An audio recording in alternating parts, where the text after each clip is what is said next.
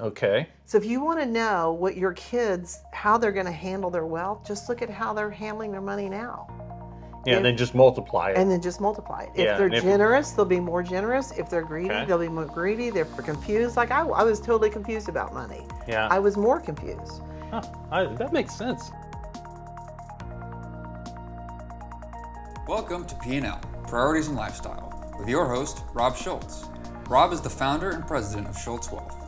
All opinions expressed by Rob and his guests are solely their own opinions and do not reflect the opinion of Schultz Wealth Limited. This podcast is for informational purposes only and should not be relied upon for investment decisions. Please refer to our website for more information.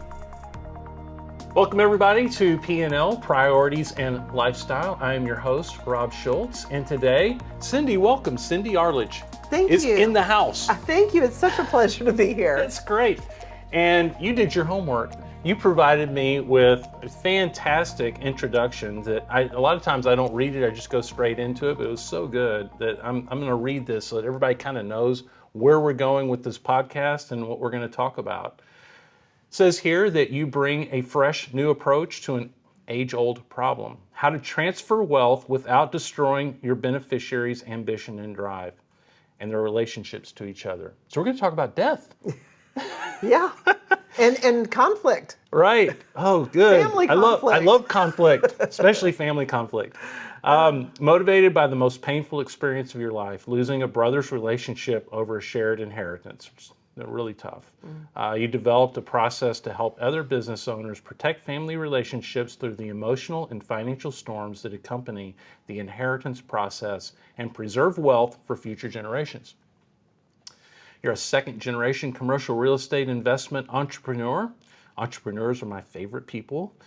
Best-selling author, written 5 books, and you are the matriarch of your family. Cindy joins me today to outline the framework for elevating a family-owned business into a multi-generational enterprise that can thrive for centuries. She shares how her mess became a message of hope for other entrepreneur families who want to preserve family relationships and have peace of mind about the future. Cindy brings a sense of humor to taboo topics, we're already having fun, and makes them easier to address. Quote, "It's the conversations we aren't having that destroy relationships." Mm-hmm. I'm so glad to be able to talk about death and conflict and losing money. Yeah. No, but this is so important. This is one of those things that, being a financial advisor for so long, obviously I've touched, and I will tell you that this is a challenging topic. It can be. It can be because where do you go to get training to do it? No, I don't know. Right? Yeah. And it's the culture that we have in our families that give us the ability to do that. And that was one of the things, you shared that I'm here and I've written these books because I've lost relationship with a brother through a shared, and I was totally emotionally unprepared for that. And so in that darkest moment, I started researching families who are successful. And that's when I discovered the family office industry. And the good news is that there's 10% of families who know how to successfully transfer wealth generation after generation after generation. But when you talk about that, when you talk about the family office industry, you're talking about really, really high net worth families that have a lot of resources available to them, because a family office is a family office. It means that, they basically hire a whole bunch of people to run the family wealth and processes. Exactly. So how do we translate that down a level or two, I guess Well, you could and say. I've got goosebumps because here's the secret I found out. Their ability to do this has nothing to do with the money. Okay. Any family of any size wealth can use the secret to not only grow wealth, but keep it. And the secret is addressing the human factor. It's the invisible piece that's not even being addressed in our planning process right now. We have financial advisors, and wealth advisors that help us grow wealth. We have an attorney that gives us the legal documents. Mm-hmm. We have the CPA that gives us a tax structure. Who's preparing the family? Well, and not only that, but everybody, all the professionals you just described are dealing with the money, not the relationships. And, there's more to legacy than money. Exactly. Well, and I would say the money is the least important legacy that we want to leave. Well, live and leave. And in some cases, the real emotional pieces, they can still be stuff, but it's, people don't realize, but in the will, we don't put all the stuff. Right. We just put like the real assets. And then we go, oh, well, your great grandmother's sterling silver. We're not going to deal with that. That's your problem. Right. Yeah, and that's where the issues a lot of times come up, I would suspect. Well, it is, and I want to go back though and touch on the secret. Sure. Because the secret is this multi-generational conversation. It's, instead of being a parent, it's being a leader at home. Think about that. Mm-hmm. Think about being a leader in your business and how you approach developing your staff. Imagine taking that into your home and developing your children's leadership abilities. So we have a pillar of leadership that I recognize in the family office industry. Now, they hired professionals, but any family can use this and do it I used to say you could do it yourself, but actually after 10 years of being in, helping families, I do feel like it's very important to have an outside advisor with this sticky conflict, all these things. The second pillar is creating a future with your kids. Because right now, all those planning models tend to plan around the kids, plan around the family members, but don't include them at the table. That is very true. Right? Yeah, that certainly is the way that the process and system is set up. Right. Most of the time. And I wonder why that is. Well, there's a lot of reasons. I think we don't want to talk about death. We're not, again, we started out this conversation about where do you go to learn how to talk about death, aging, and money. Mm-hmm. And that's where this family office industry really aids that, because they've got the professionals to lead the family through those conversations. And then the third pillar that I recognize is really a bridge to the future. Most estate planning efforts are about one person, for me, here's your will, you're going to die, where do you want your stuff to have happen to it? Yeah. The difference between that and a 100-year plan is, how do you want your grandchildren to make decisions about the wealth that you're going to leave? Because that's an entirely different process. Your children are raised within your household, even though you have the same culture, because we're born with different, we're all unique souls, right? Yes. How many kids do you have? Do you have kids? I have 4. Okay. And do you recognize that they were all born with like this innate, either early bird, or they want to sleep late or get up early? Well, they're all different. They're all different. Yeah. And sometimes you look at them and you're like, did you come from me? Yeah. And so recognizing that uniqueness, right? But then when they have their kids, they're going to take that uniqueness, and then those cousins won't be raised in the same household and won't have the same experiences. So it's even more difficult at the cousin level to make decisions about wealth. And that's where the family office industry really thrives with these families, because they are looking 100 years into the future and saying, how will people that may not even be born benefit from our wealth and make decisions around our wealth? Okay. Crazy, huh? Yeah, it is. And, obviously that's a lot more forward thinking than most people go. Mm-hmm. I will say that, we see people all the time that obviously are concerned about the financial well-being of their kids and their grandkids.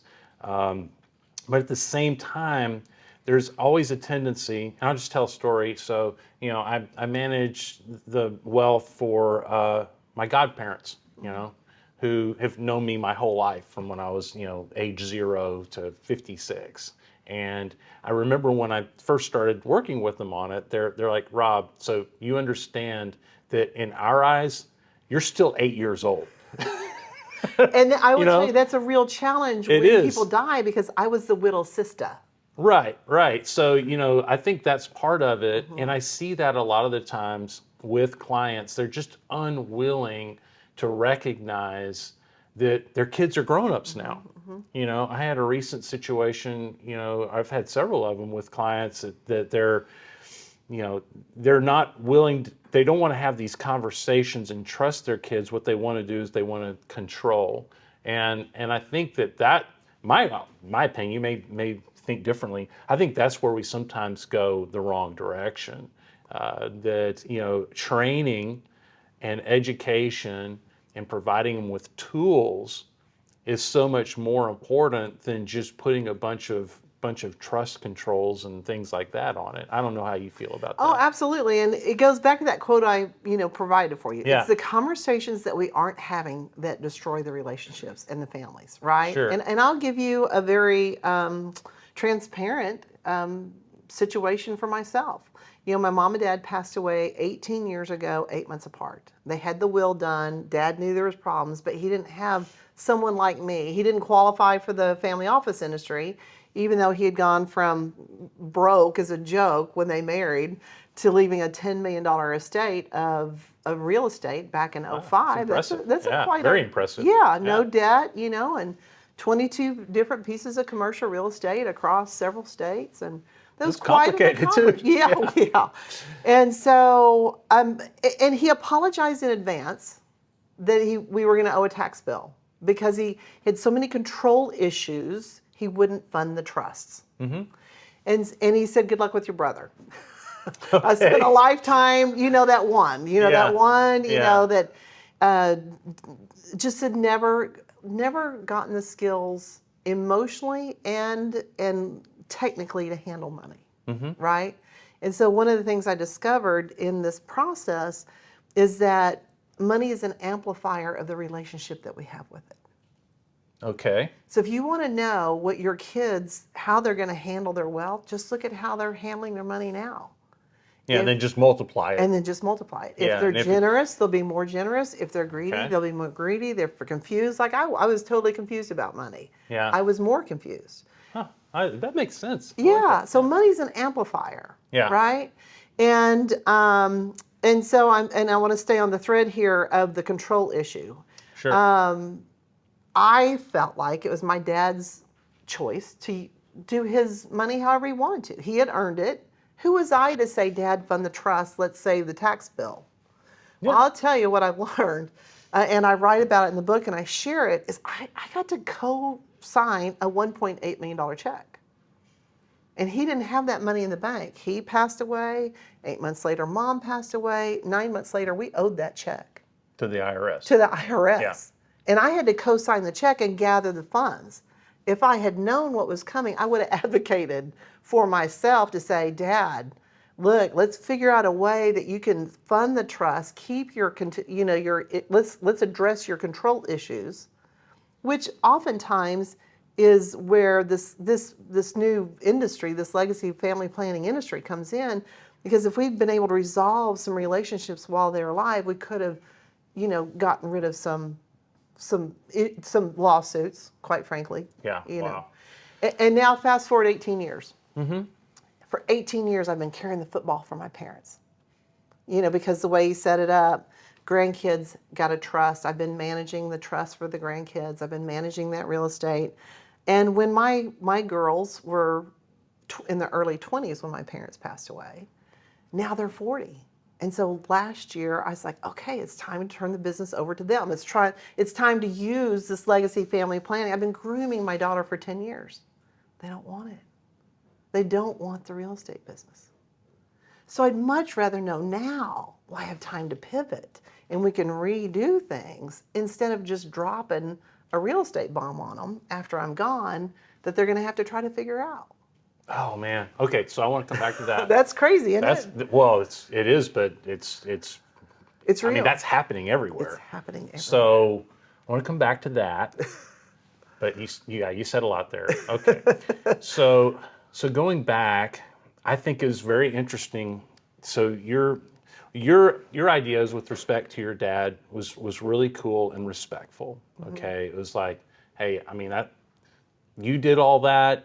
You decide what you want to do there, but yet what you found out is that he left you with such a heavy burden and responsibility and so forth that really it was kind of unfair that y'all weren't able to talk about all that and resolve some of that.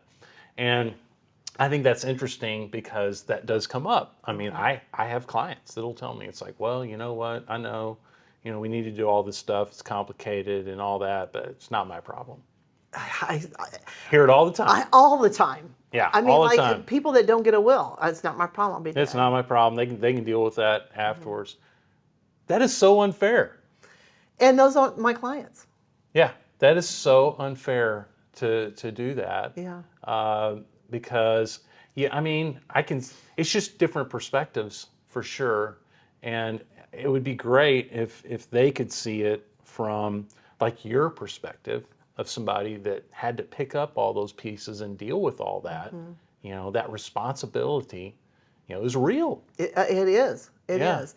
And it's been fascinating last year when we were ready to turn the football over. Yeah. And they're like, nope, don't want it.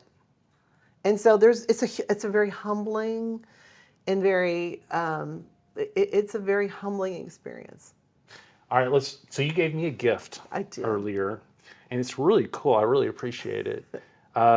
Explain to us what this is. This is a first issue stamp from, and I can't read it, 1962. 62. Yes. Which is so cool. I love it. But why? Well, so oftentimes what we feel like we're leaving our kids in wealth, right? Yeah. And this came from my grandfather. The Right, backstory right. of this is my mother's dad in the 50s and 60s felt like first issue stamps were going to be worth a fortune. And so I think he had even trouble paying his electric bill, but he was on this program that he was buying first issue stamps. And so when he passed away, we distributed the stamps to the four of us. I have three brothers, and we all got this huge box of first issue envelopes with stamps on them. It's like, okay, what do I do with this? Yeah, right? exactly. Yeah. And I'm going to take a little left turn with you. There's a term called dostagning, which is a Swedish term called death cleansing. And in Sweden, when you retire, you death clean out all the stuff that your kids don't want. So it makes it easier when you pass away for them to sell your estate.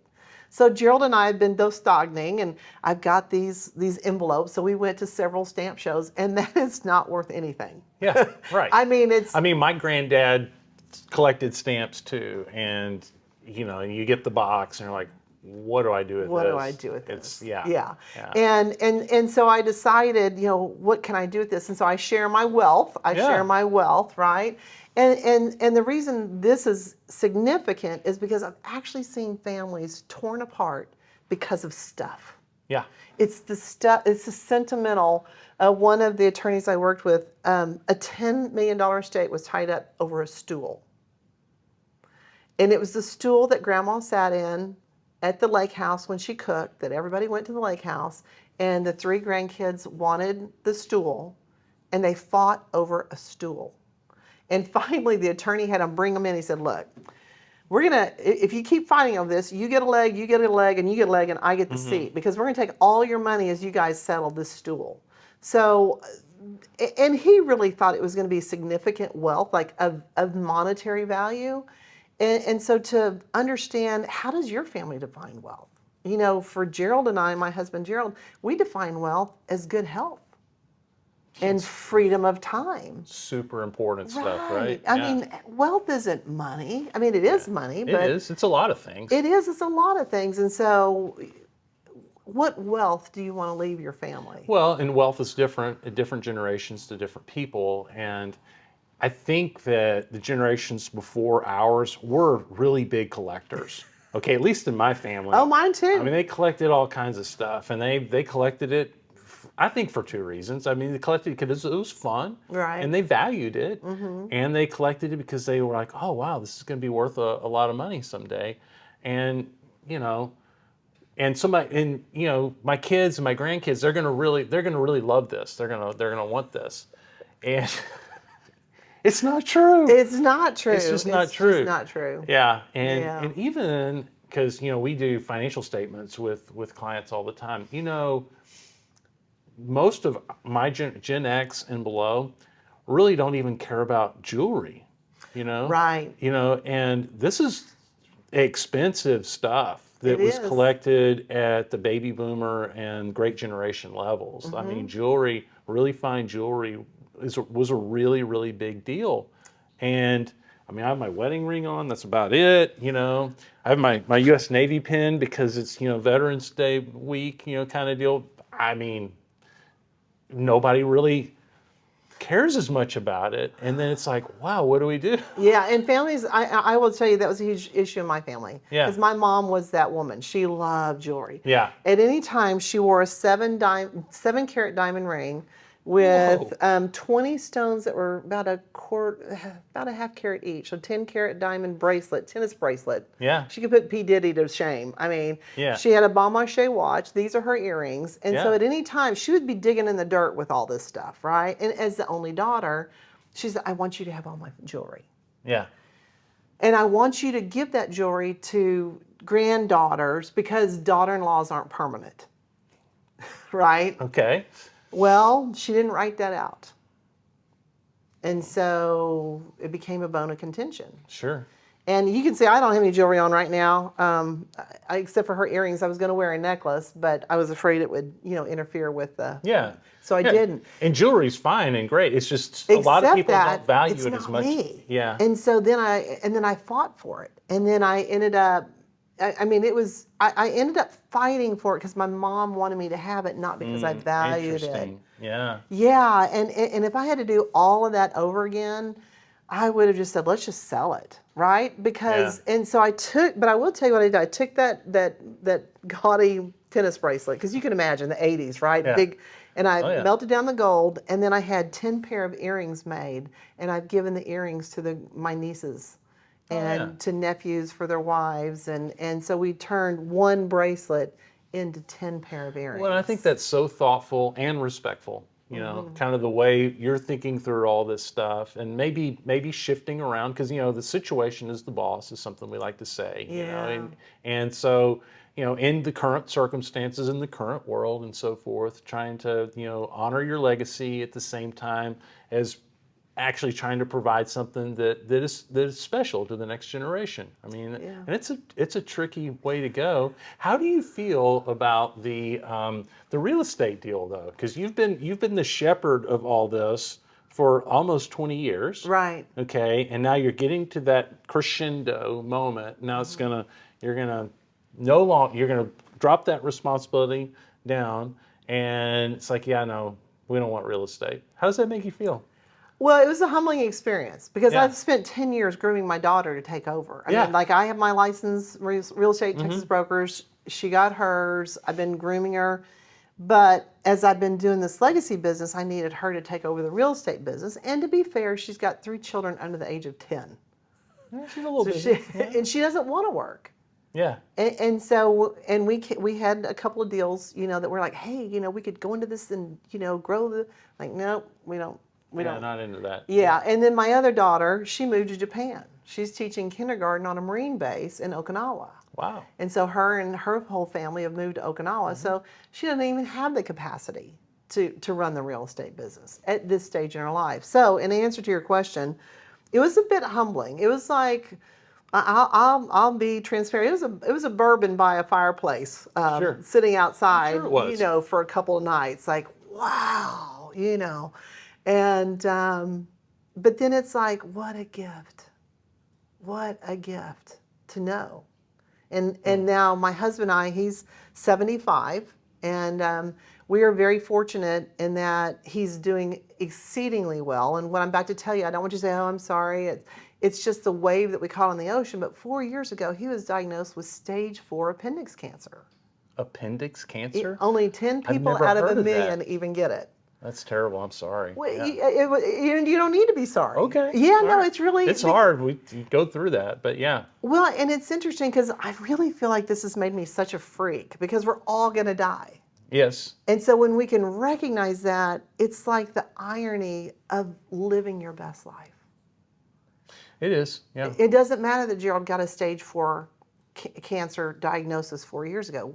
With the things that we've done and the things that I help other people do, it's just like, man, live your best life no matter what comes at you. And so he is such an overachiever. He finished 12 rounds of chemo on March 3rd, 2020. And he's the only person I know that hasn't had COVID. No kidding. And no kidding. And so, we were talking about health is wealth, right? Right. And so many people have plenty of money, but they won't spend it on their health. And so in addition to the 12 rounds of chemo that he did, we've been investing in alternative medicine. He gets nutritional IVs twice a week. He does this thing called Rife. He gets foot baths that detox him. And he's doing supplements. We're doing a lot of proactive, non-covered medical expenses that I feel like is why he's thrived for 4 years. That's great. And even if, it doesn't matter, we're all going to die. So the question is, how are you going to live? How are you going to live? And how are your kids going to live? I mean, because that your kids, just like my kids, just like everybody's kids, it's their life. They're in control to a certain respect, certainly more than we are. Right. As far as what path they want to be on and so forth and so on. And you were talking about a multi-generational business, in essence. It is. Right. And yeah, I mean, I've found, first of all, being able to inherit a business can be like one of the absolute best gifts there could ever be. It can be. I mean, it really can. I mean, Right. At the same time, you have to have perfect timing. Your daughter, she's got 3 kids under the age of 10. I mean, timing's maybe not ideal. Right.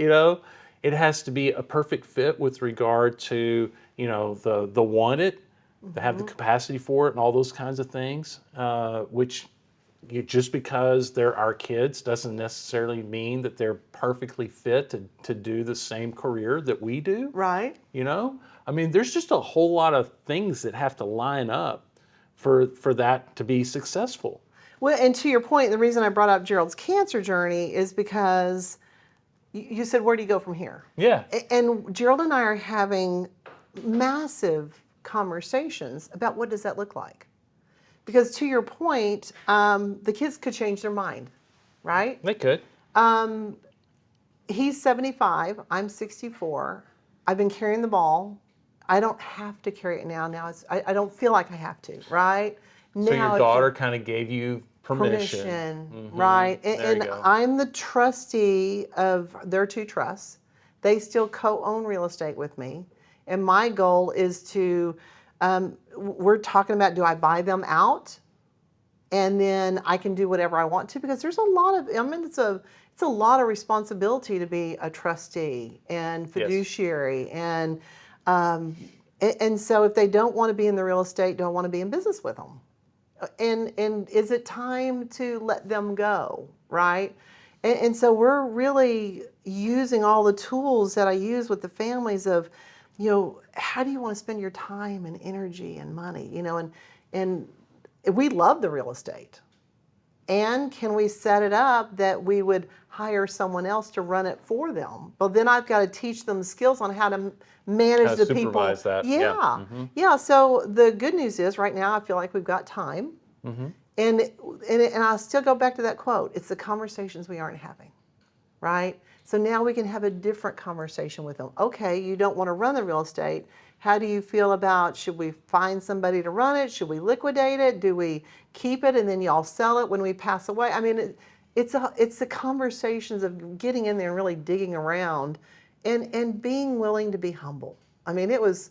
Sure. Yeah, it was interesting. And to understand each other's perspectives. Yeah. But at the end of the day, to the people that say, I'm going to be gone, I don't care, at the end of the day, we will be gone. And it will be up to them to either carry the ball or pass the baton, whatever analogy you want to, why not make it as easy for them as possible? And where the wealth is protected and it actually does good, right? As opposed to tearing families apart. And, I've got 3 older brothers, and I'm the only one that is even attempting to steward the wealth for my grandchildren and beyond.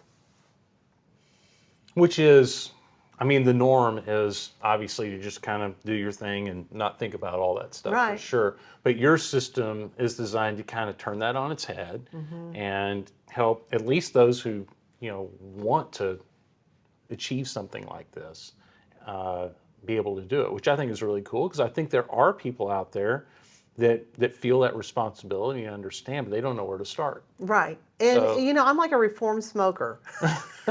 It's like, I know how to quit. I mean, I've been through one of the worst experiences of life, losing relationships, losing your parents, and losing the relationships with my living siblings was more difficult than losing the relationship with my parents. And then, as the next generation, trying to prepare the next generation, they're like, and so it's a very humbling experience, but it's worthwhile. And you know what? I don't want people to think and get the wrong impression that this is like hard to do. And because one of the things I that kind of have that impression right now, but yeah, go ahead. and I realize argue with me. well, and the funny thing about it is because we went here, right? I mean, Yeah. to understand the pain. What the good news is, like, for families that can really get ahead of this. And you've got 4 children, right? Yeah. So let's just say you started your legacy plan and you hired me and I came and talked to you and we found out what your convictions are of what you wanted for your family. Okay. Well, one of the things that we do and we've done with our family is we would say, how about an annual vacation? What if you took your family on an annual vacation every year? Could you set aside an investment that would pay for them just to have fun together? Because families that play together stay together. Yeah, that's very common. I mean, we have a lot of clients that do that, Right. And it's not easy either, though, Well- because they're at different stages in their lives and trying to get everybody for the same week. Right. Really tough. It's a commitment for everybody. Right. Yeah. But And- yeah, that's a good place to start. And I guess what you're saying is that is maybe where you start. You're just starting to try to get herd the cats, I guess, right? Okay. Well, and we hire a professional photographer every year to take our picture while we're on vacation. That's a good idea. And then this is where the fun and the humor comes out. I kind of claim 4 grandkids out of 5 to our legacy planning. Because if you will invite your adult children to an exotic beach vacation, they will celebrate before they get there, get pregnant, and then you never even have to deliver on the vacation. Isn't that hysterical? That is. Because you just do it every year. You keep inviting them. They're like, Yeah. yay. And they're like, oh, we can't go because we're pregnant. Yeah. Oh. The other thing I do is I host a cousin's night before my daughter moved to Japan. And I don't look like a criminal, but I kind of am because I babysat the grandkids every month and let my daughters date my husband. Their husbands, not my husband, their husbands. Yeah. So I kind of was pimping Daddy-daughter. I was kind of pimping my daughters out to their husbands to get more kids. Because if you give adults a night off from their kids, they're going to have a good time. Oh, yeah. And now they're all past the baby making stage, but I still do the cousin night with the ones that are there because to help that relationship with the parents, right? Just to have a break and be an adult. And so this legacy planning can really be a lot of fun. So it can kind of start there, is what you're saying, where you're just trying to create, a whole family atmosphere. It sounds like. Well, not only that, but I put all the pictures from all the vacations. So every time the grandkids come to stay, they're seeing that continuity of we are a family, we do fun things together. Oh, you're creating shared experiences. Remember the time we ziplined in Tennessee together. And so we're talking about those grandkids being able to make decisions, right? And then while I have them, I've got truly a written list of values that I'm teaching them that they're getting through me. That's why I said I'm the matriarch. I am teaching family values to the grandkids in a very intentional way, in a very fun way. Oh wow, that's really cool. I like that. Diabolical, isn't it? I know. You're like, Ooh, exactly. But Okay. it has an intention to it. Okay. Right? yeah. And for sure. so the other piece is you were talking about it's hard to get them together for vacation, right? I mean, you would think people would love to go on vacation together.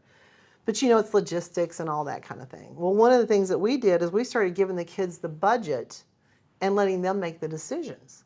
Because, and when I say kids, my kids are in their late 30s, early 40s, right? Yeah. But even that cooperation of making a decision about where are we going to go on vacation this year? What are the criteria? Are we going to fly? Are we going to drive? What do we want to do when we get there? And what family activities, what food are we going to eat? Just those logistical decisions help them with the transfer of wealth later on. I see. So I kind of like starting there with fun stuff. Yeah. Because I think that the family office kind of industry type deal, that it has filtered down, to out of the billionaire level, down a little bit lower. Usually starts off with, it's not the family vacation, we call it the family meeting. That didn't sound like fun at all. No. Taking everybody and putting them in the conference room over there and like, okay, everybody show up. We're gonna talk about hard stuff. Rah rah. Right. How's your calendar? Right. Rarely can you get that to actually happen. Now I guess you can, but you could do it on vacation. We did, and Yeah. when I was training my daughter, when she was, doing the real estate, I actually would have her do a presentation to her siblings, so that number one, she was seen as the authority.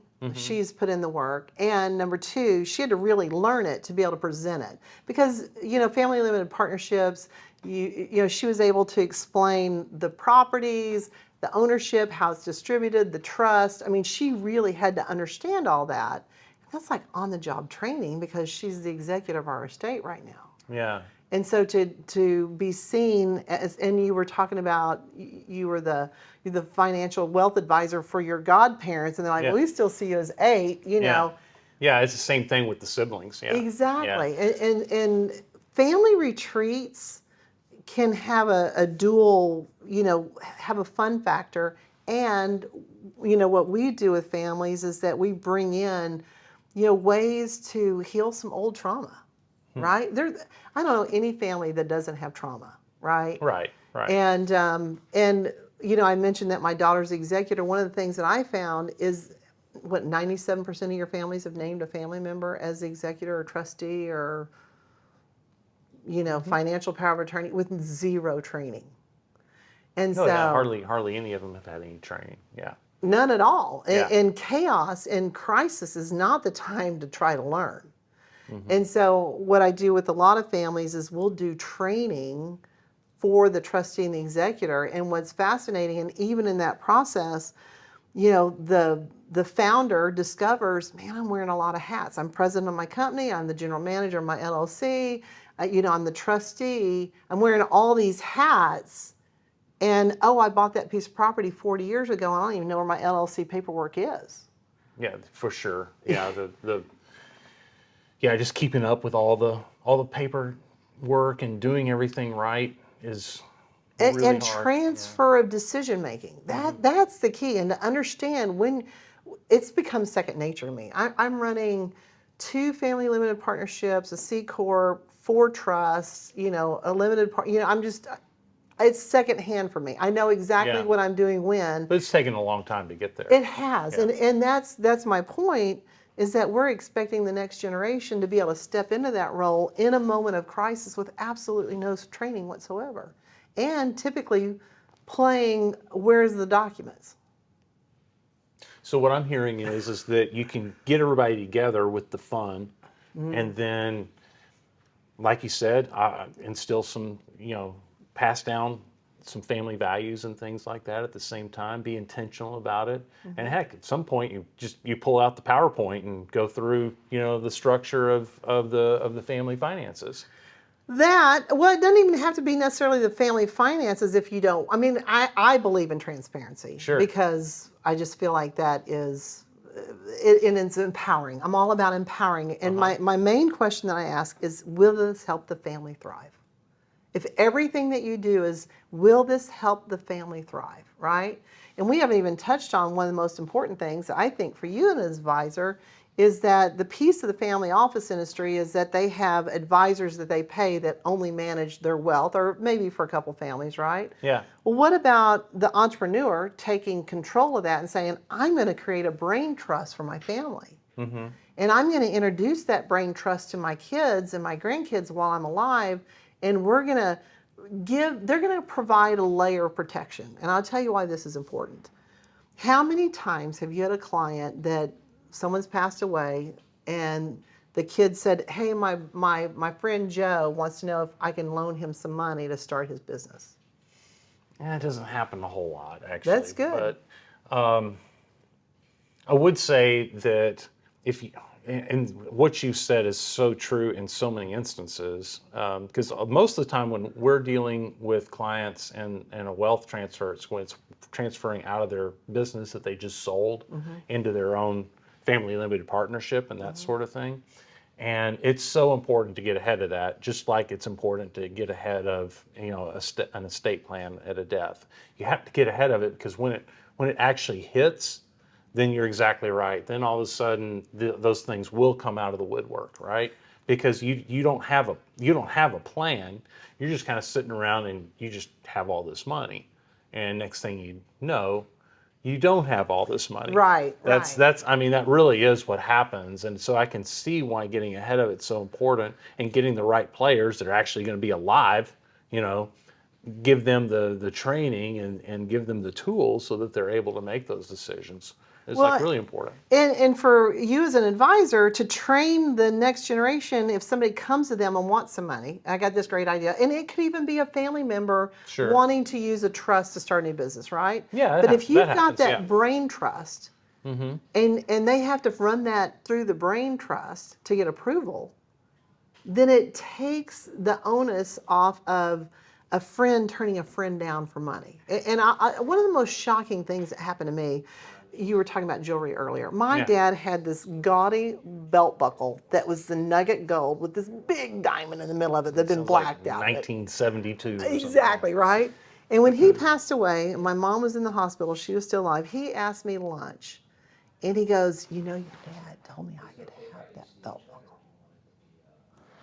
And I was like, it was his fishing partner. And I Yeah. just remember, I just lost Yeah. my dad, my mom's in the hospital, and this guy's trying to tell me that he wants my dad's belt buckle? Yeah. And, Yeah. and it just, Yeah. in just the weirdest way. And of course, there's nothing saying, no, you don't have any guidance at all.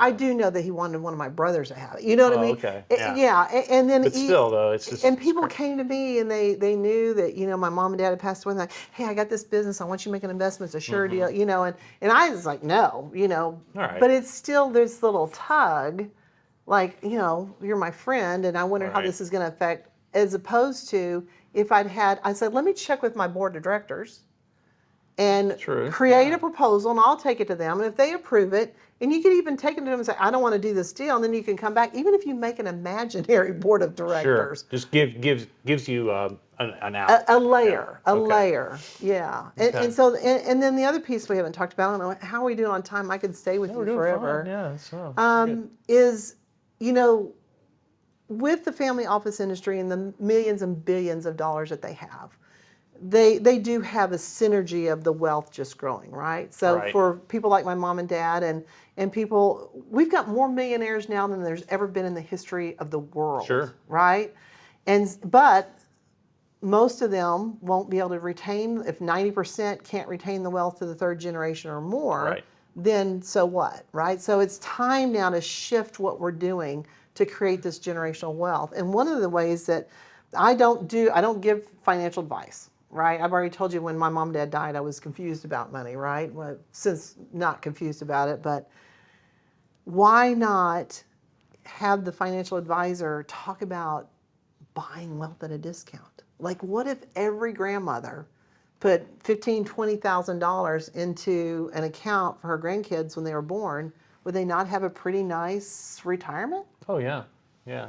Like, systemizing automatic wealth growth generationally through a family investment fund where nobody even had to think about it would be one great way for a family that doesn't have millions and billions to create scalable wealth for what we call the rabbit effect, right? Oh, sure. And I think a lot of people have really good instincts around that. Yeah. And they want to do it. And some of them actually execute on it and do it in the right structure. I think that's a great idea. I think also something that came up yesterday, I was talking to a group of entrepreneurs. I was doing a program, and it just kind of came up how important it is for us to preserve not only the family wealth, but also kind of the family story, and where our values came from as a family. You touched on it a little bit, about wanting to kind of educate the grandkids on that kind of stuff. Is that something that's kind of in your systems as well, to be able to try to preserve some of the history, so that these next generations kind of have at least an understanding of who they are? Absolutely. And not only that, but to your point, there's all kinds of fun ways. My daughter and her husband and kids just did a project that they identified what's important to them, their values, and they created culture tiles that are hanging in the kitchen, so that anytime they're eating dinner, what they stand for as a family is on the wall and they can talk about it. Oh, wow. What a fun way. Yeah. Because, to your point of family values, you have to live them. It's one thing to say you have it, but it's another thing to actually, Right. live it. And there's that piece of it. And then as far as the family history piece, it seems overwhelming, but what if everybody in your family had written their biography when they turned 55 or 60? Yeah. Yeah. And you memoir. ended Yeah. up, this library of family stories, right? I don't know if you've ever met Mitzi Perdue, but she's from the Perdue chicken family, and then she is a Sheridan on her side. So 2 families of like 9 generations each that have been able to retain their That's wealth. amazing. Isn't Yeah. it? Yeah. And so one of the things that they do is they write their own biography. Yeah. And so they have this massive library. And the other thing that I've done is, because the kids are receiving rent from the real estate that they get, is I include a note with them every month. And so That's nice.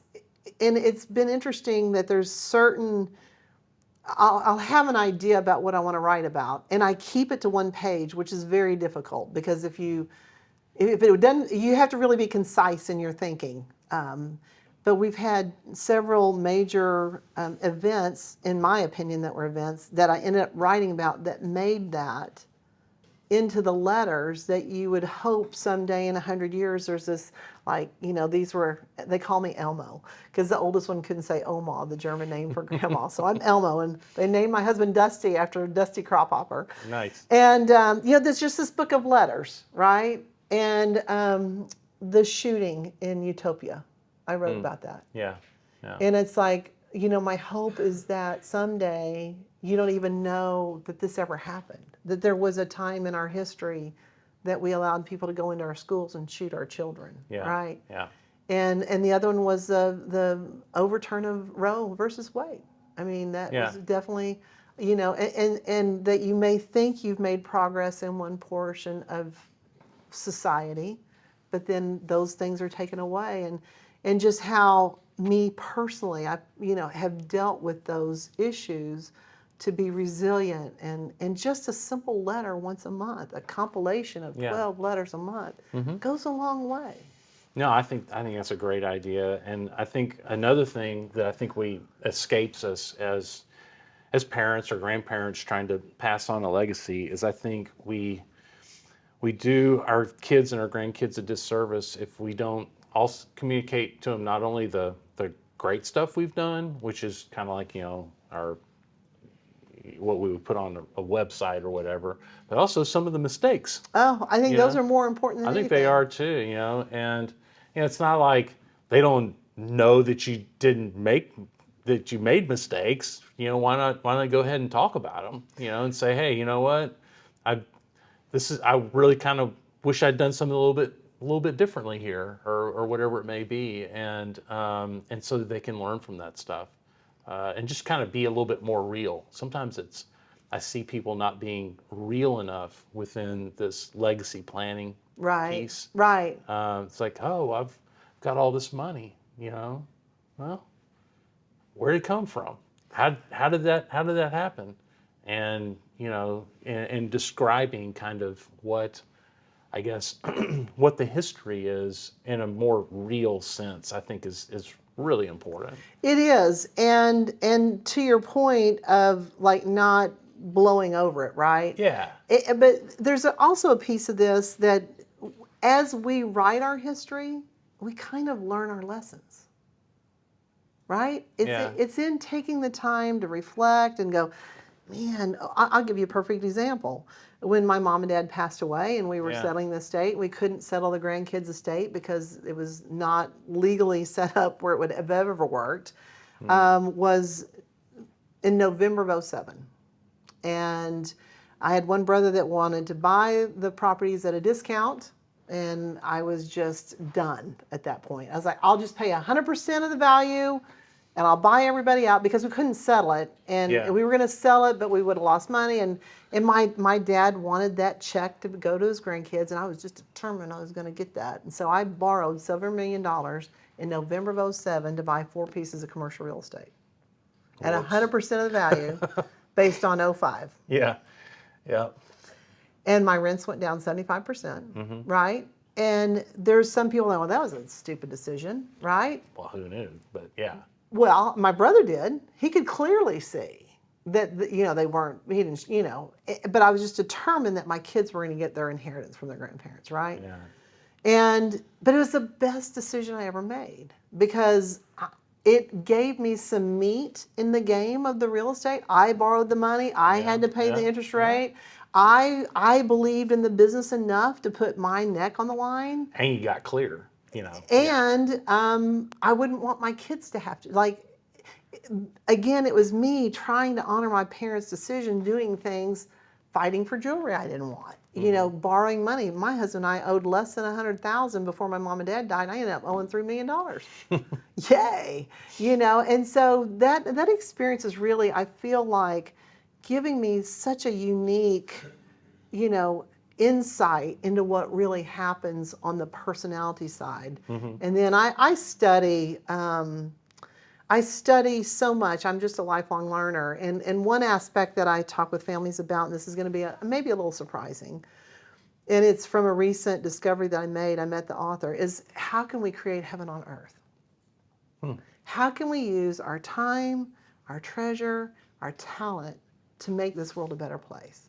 Because that was one of the families that are able to retain wealth do it because they are not greedy and selfish. They use their wealth for good. And so by adding in this conversation of how can we create heaven on earth, it keeps us grounded in that it's not about this, right? I mean, yes, we can do this, but if the rest of the world is gone, I believe that, thriving families build thriving communities. And if we're a thriving family, which is again my thread line, how can we thrive as a family? But how can we thrive as a community? Oh, I like that. And that changes everything. And It can make it a lot easier for sure. Make some decisions and get everybody aligned. I think well, that's and great. it's fascinating. So I'm asking those questions with my grandkids. They're 5, 8, and 10. And I asked my 5-year-old grandson, "What does heaven on earth look like for you?" He goes, "Spending time with you, Elmo." Oh, there you go. So I book every Friday and spend time with my grandson, right? That's great. And then for my granddaughter, I asked her, "What's heaven on earth look like for you?" And she said, "There's not any trash picked up, and there's not any trash on the road." So to create her heaven on earth, she and I can spend time going and picking up trash. Yeah. And so you allow them, there's a book called Heaven on Earth, and there's 3 different questions that it really changes everything. And I don't know if you want me to ask you the questions or we can, I know, it's like, wow. Huh? Yeah, no, I love stuff like that. What I want to do in the time that we have left is I want to kind of go through some of your process and just kind of tell us. It's like, hey, if somebody out there is listening to this and they're like, man, I need to get my arms around some of this. What are some recommendations you have for them? What are some ways that you can help? Okay, and thank you for asking. I really appreciate that. The first thing that I do is I've got Meet Cindy Arledge. Somebody can book time on me and I'll have a conversation with them at no charge. Okay. Right? That's the easy place. I've created a list of like 22 different conditions that if any of the answers are yes, I can pretty much assure that the family's going to have a family issue. So I've Okay. got like a risk audit. And that's on your website? No, it's just you just send it. I just send it out Okay. ahead, and they're really like very simple. Like, are you a blended family?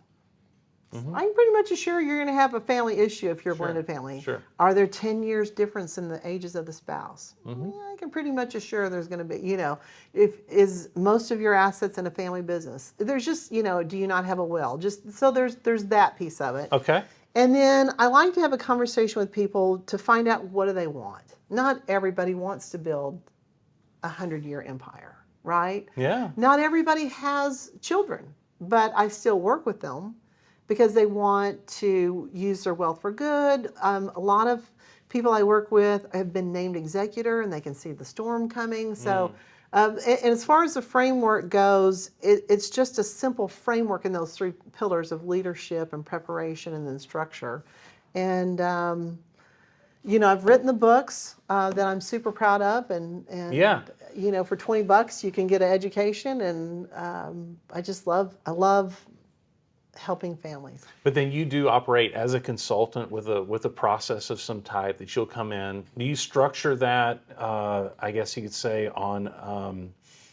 Do you structure that based upon what the need is, or do you have a certain set way that you work? What I do is I find out what the family wants, Okay. and then basically give a custom solution. Awesome. Okay. Yeah. It's Makes very good. sense, right? Yeah, it does. That makes a lot of sense. Because I would think that they're just so, it's the whole gamut, right? It is. Yeah. But it's not, and that's the challenge of, talking about what I do, because people are like, oh, that's so overwhelming. But it's really not. If you're having Thanksgiving dinner with your family, you can have Thanksgiving dinner with your family and insert some legacy planning. It's just a little bit of intentional. I think that's what I actually learned today. Yeah. I think that, because I read your book, and I felt a little bit overwhelmed. Yeah. And I was sitting there going, wow, this just seems like a lot. But what you taught me while we were talking today is that you don't have to do all of it all at once, obviously, and you can make it fun, and you can take just little bits and pieces, and you just kind of keep it in the back of your head, I guess, and you're just kind of working on these things all the time, right? And you don't have to reinvent the wheel. Well, no, yeah. That's the biggest piece of it. If you just don't have to reinvent the wheel. Yeah. Well, that's great. Well, good. Well, Cindy, it was really, really good having you on today. This has been great for me. I've learned a lot. Hopefully, everybody out there listening has learned a lot. And if somebody wants to get in touch with you, is the best way for them to go to that website piece that you said? Could you say that again? Meet Cindy Arledge. And I gave you my URL is Cindy Arledge, and there's a scheduled call that'll take you there. Either way, just Cindy Arledge or Meet Cindy Arledge. Okay. Yeah. So we'll put all that in the show notes. Okay. So if you want to get in contact with Cindy and have a conversation, it sounds like she's got a lot of different ways that she can do that. And I encourage you to do so if this family legacy planning thing is something that you feel like you're in the season for. Cindy is a great resource for all of that. I want to remind everybody we try to put this out every other week.